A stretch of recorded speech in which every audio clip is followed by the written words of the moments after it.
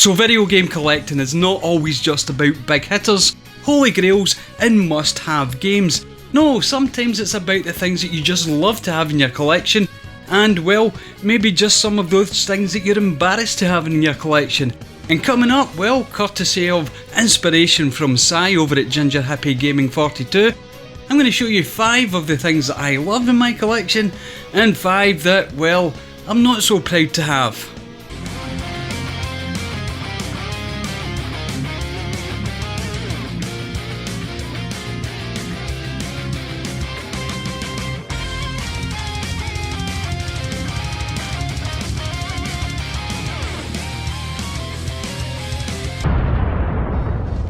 So obviously I thought long and hard about this video, and after much deliberation I decided to do it in this format. One thing that I'm embarrassed to have in the collection, followed by one thing that I love to have in the collection. So coming up first is something that I'm embarrassed to have, and that is this 3000 C64 games. That's right, 3000 ROMs for the Commodore 64. Now why am I embarrassed to have this in the collection? Is it because it's ROMs? Well, no. Because emulation is your friend, trust me. No matter how much you collect physically, if you can get a system that can play multiple games, like 3000 games for example, on something like a PC without all the hassle of loading tapes, then well, it's a wonderful thing to have in this day and age. But why does it embarrass me? Well, obviously if you know me or you know the channel, I'm a specky kid, and the C64, well, that was something that I wouldn't touch with a barge pole back in the day. But I've got to keep it in the collection because it was a gift, and it was a gift from the wonderful Russ, the Retro Bear as you probably know him, just to try and get me on the C64 bandwagon. Now yes, I do have it, it will stay in the collection, but it doesn't mean I'm happy about it. And that is the 3000 ROMs for the Commodore 64. Now for the first thing in my collection that I absolutely love that I'm going to highlight today, well, it's a game. Now it's a game that I've talked about before and will talk about again, because that game is Hungry Horace on a ZX Spectrum. And the reason I love this game so much is, well, it was the first game that I ever owned. And I absolutely defy anyone to say that the first game that they ever owned doesn't have a special place in their heart. And for me, well, it was Hungry Horace, this wonderful little cassette that played on that absolutely spectacular microcomputer back in the day, and it will forever have a special place, well, in my heart at least anyway. Hungry Horace on the ZX Spectrum. So coming up next we have another item that I'm embarrassed to have in my collection, and this one is a game, and it's a game for the Sony PlayStation, and it's none other than Excalibur 2555 AD. Now the reason that I'm embarrassed to have this is because, well, yes, it's a bad game, and 2, you probably never played it because I don't think it sold that well either. But 3, the most important, that I'm embarrassed to have this in my collection is the reason that it's in my collection at all in the first place. And that's because I believe the hype. You pay attention and listen to what I'm saying. Don't believe the hype! Now the hype in the back of this game does read, could do well for 3D action adventures what Tomb Raider did for 3D platformers.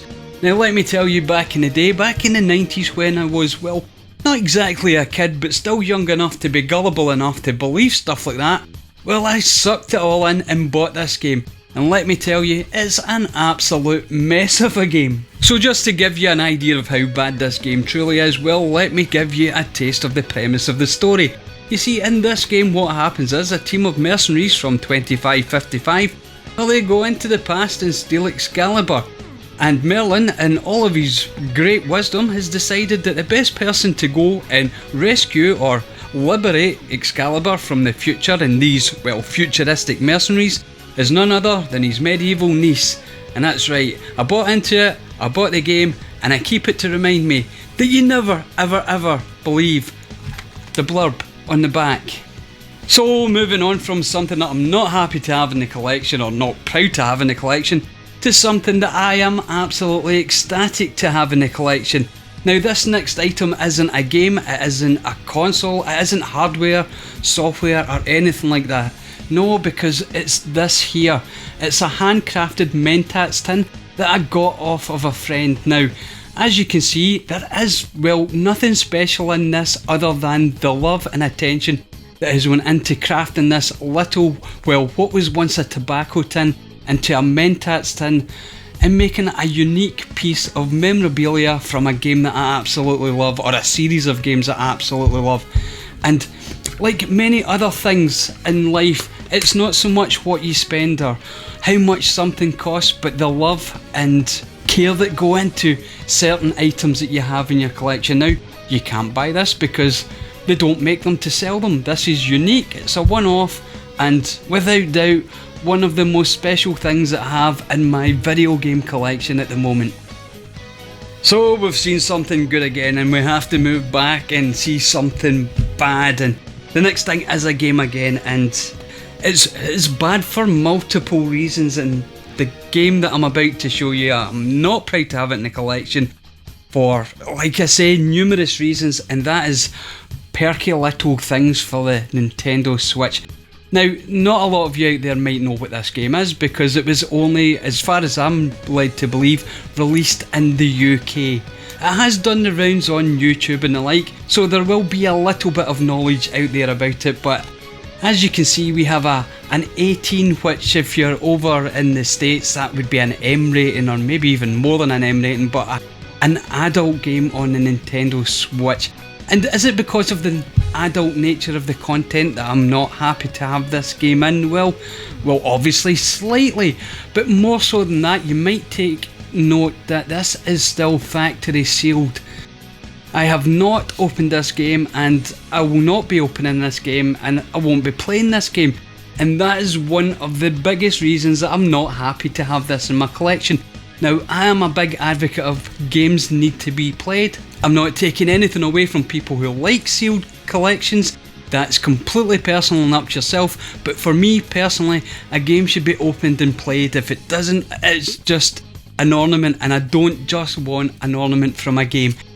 Now, the reason that I haven't opened this game is, well, it's twofold. One is because, well, it's a game that I've got no interest in playing at the moment, or possibly ever have any interest in playing. And two, well, I reckon this game's going to be quite rare and quite sought after, which is the second reason that it irks me to have this in my collection, because I don't like doing things like that, keeping something because it may increase in value. Now, it is nice when things increase in value, but I'll be frankly honest with you, I think if everything would stay at retail prices, that would be great too, because then we could collect what we wanted when we wanted. So we have Perky Little Things, a game that I'm never going to play because I have no interest in. It's sealed and it's a bit of a naughty adult game, so it's a triple hitter of embarrassing things to have in your collection. And yeah, it's one of the things in my collection that I'm not so proud to have. So moving on swiftly and washing my hands of that rather naughty little game that we saw in things that I'm not proud to have in my collection, and onto something that I'm very happy to have in my collection. And it's not a game, it's not even a console, it's a piece of hardware that is essential these days to play retro games if you want to play them on a modern TV. And that for me is a RetroTink 2X, or the RetroTink 2 times, because it's a line doubler. And what this unassuming little piece of kit does is it manages to upscale the output from your old retro consoles, which struggle on 1080p and of course 4K televisions, and give you a picture where you can actually play your old games that you absolutely love in great quality and great detail. Not only that, it inputs to many ways. It inputs obviously from composite and component, and feeds back out onto HDMI. And being a content creator on YouTube, that's also important, because most capture devices, when you want to capture some gameplay footage, well, they take in HDMI. You can get composite and component capture cards, but it's so much easier if you have a device like this that can do all the heavy lifting for you, so you don't need to worry about cables and switches and switch boxes. It all runs through this from your retro consoles into either your modern TV, your modern display, and of course your capture device, the RetroTink 2X. And yes, of course, unfortunately, that means we're moving back onto something that I'm not quite so proud to have in the collection. And the next thing is a game, and it's a game for the PlayStation 2. And it's more than just a game, this is more of a subset of games, so I'm using one example here of a subset of games that I tend to collect for on the PlayStation 2 that I'm not so proud that I do. And the thing or the game that I'm going to represent that subset with is Seven Sins. And what subset that is as well, it's 18 certificate games, it's adult games with adult humour and adult content that play on the PlayStation 2. Now, I do have a fondness for this, and it stretches all the way back to Leisure Suit Larry of all things. Now, I don't know whether it's because you get to see some pixelated boobs or whatever it is, but for some reason I'm absolutely drawn to games like Seven Sins. And in the subset, well, if you have a look behind me in the wall of PlayStation 2, you will also see games like the aforementioned Leisure Suit Larry and Playboy The Mansion. So yeah, something that I'm not so proud to have in the collection but will never get rid of is my subset of adult and adult humour games on the PlayStation 2. So once again, let's swiftly shy away from that more embarrassing aspect of my collection and move on to something that, well, I am happy and proud to have in my collection. And this time it is hardware again, and it's a bit of a beast, because it's a PlayStation 3. And not only is it the PlayStation 3, it's the original, backwards compatible to PlayStation 1 and 2 PlayStation 3. Now the reason that I'm happy to have this in the collection is, well, why most Sony fanboys would be happy to have this in their collection. You can play games from obviously the PlayStation 3, but it also plays PlayStation 2 and PlayStation games, so it's a whole gamut. Actually, if you've got this boy here in a PlayStation 5, you can play virtually any PlayStation game ever released on just two consoles, and without a doubt this wonderful chunky PlayStation 3, well, it's one of the things that I absolutely love and will never be without in my collection. Now, from the wonders of the original release PlayStation 3 that was fully backwards compatible, we have to move on to something that I'm not so proud again to have in my collection. And again, it is more of a subset of items that I have in my collection, and the thing that I'm going to show you is more of a representation of, well, something that I'm not so proud that I collect, that I tend to collect, and that is oddities when it comes to controllers. Now this particular oddity, as you can see, is Patrick Starfish from SpongeBob SquarePants, but he's actually a PlayStation 2 controller. And yes, I do like to collect what can only be called tat like this. Now the problem with tat like this, it can increase in value. Now I picked up this for virtually nothing. Actually, I believe I've picked this up for nothing, but it goes for a fair penny on eBay.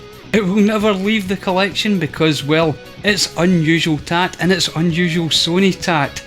So Patrick Starfish, PlayStation 2, to represent my love of all things odd, that I might be embarrassed to have in my collection, and, well, should be embarrassed to have in my collection, is the number one item or item of subsets that I'm embarrassed to have in my collection. So we're on to the last item, and that is an item that I'm ecstatic to have in my collection because at the time of this recording, this particular device that I'm about to show you is almost 40 years old, and that is the ZX Spectrum, the Sinclair ZX Spectrum, the 8-bit home computer, the little machine that was supposed to bring computing into every UK home, which ended up being the machine that brought gaming into every UK home, or well, at least a lot of us anyway back in the day. And it was the machine that stopped the UK, or one of the machines, because I will maybe just nod at the Commodore 64 and the Acorn Electron and the Tandy. Never mind, there was other machines, but this was the most important 8-bit microcomputer that stopped the UK from going into the video game crash of 1983. We didn't have to wait for Nintendo to rear their ugly head to show us how to game again. No, we had the ZX Spectrum and other 8-bit microcomputers to play our games on, and there was a host of, well, let's call them bedroom coders, because mostly that's what they were back in the day, who fired out so many games for these wonderful 8-bit microcomputers that kept us gaming all the way through the 80s, and to be honest with you, was probably one of the reasons that Nintendo didn't bother with the UK market. Well, not as much as they did in the US. So without a doubt, the number one item in my collection that I absolutely adore is the Sinclair ZX Spectrum. So there you go my friends, that's 10 items that I've put on display today, 5 of which, well, I'm morbidly embarrassed to own, and 5 of which I'm ecstatic to own. Now of course, if you want to talk about any of these items, drop that down in the comments, because the interaction between you and me in the comments, well, that's what makes YouTube great. Now as I said earlier on, this was Si over at Ginger Hippy Gaming 42 that started this ball rolling, and he didn't tag anyone in, he didn't push it out that people had to do this, but that's not me. I'm going to tag in some people that I would love to see 5 items that they are so embarrassed to own that they wouldn't normally put them on YouTube, and 5 items that they're over the moon that they've probably shown multiple times before. And those people are the following, because let's face it, I reckon these people have got some wonderful collections but are hiding some awful things in the background. So let's start off with Retrobay, the Commodore kid, Quizmaster himself, because imagine he's got a lot of that being a Commodore kid.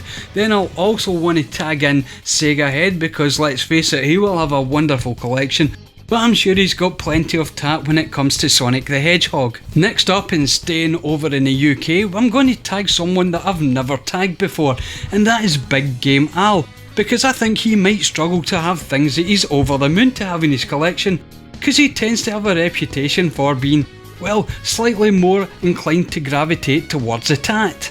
Now it's not just going to be all UK tags today, no, of course we'll go overseas and let's pick out some of our North American friends, because I reckon SEGABlocks has got some wonderful things in his collection, and I also think he'll have some awful things in his collection. And that also goes for Lame Dad Retro Gamer, because I'm quite sure, despite the fact that he likes to take that circular saw to the things that he doesn't like, he must have a few things that he's embarrassed to have in his collection that he hasn't managed to destroy yet. And last but not least, I'm going to pick on my favourite tagging buddies, and that is a Co-ople of Nerds. That's right, fresh and merry. Dig out 5 things that you absolutely love to have in your collection, and 5 things that you're maybe slightly embarrassed to have in your collection. And fresh, no, that doesn't mean you get to put your kids up as the things that you're embarrassed to have in your collection. So thank you very much for watching, and until next time, as always, cheerio!